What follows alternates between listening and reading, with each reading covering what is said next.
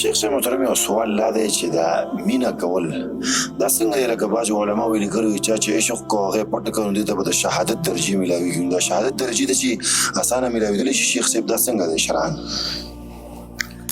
دا بعضې عشاق او بعضې چې کوم نشپرست خلک وو نو هغوی داسې د ځان یو روایت جوړ کړی و چې چا عشق وکړو هغه یې پټ کړو نو هغه لپاره درجه شهید ده. اصل کې مینه په اسلام کې هغه په دوه درجو باندې ده، یو درجه شرعي ده او بل درجه غیر شرعي ده.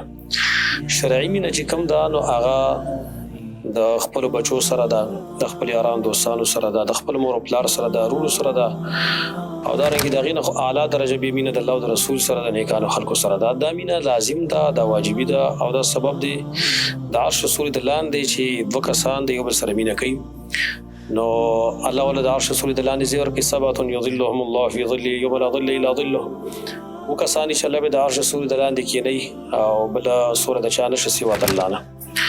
نو پای کې یو دا دی ورجلان تحابا فی الله، هغه دوه سړي دوه تنه چې هغوی د یو بل سره مینه کوي د الله لپاره. دا مینه شته په اسلام کې، بلکې مؤمن چې دی د هغه د مینې ځای حدیث کې راغلی دی مسلم احمد وغیره کې المؤمن مألف ولا خیر فی من لا یألف ولا یؤلف. مؤمن د مینې ځای دی، د الفت او د مینې ځای دی. هغه سړي کې هېڅ خیر نشته چې نه د سره څوک مینه کوي نه د چا سره مینه کوي. دویم قسم مینه چې کوم دا محبت هغه غیر شرعي دی. غیر شرعي هغه ډېر صورتونه لري، لکه یو د کفارو سره د فساق او فجار سره محبت ساتل دا ناروا دي. وجه دا ده چې کوم سړی د چا سره مینه کوي په ورځ قیامت به د هغه سره پاتېږي المرء مع من احبه.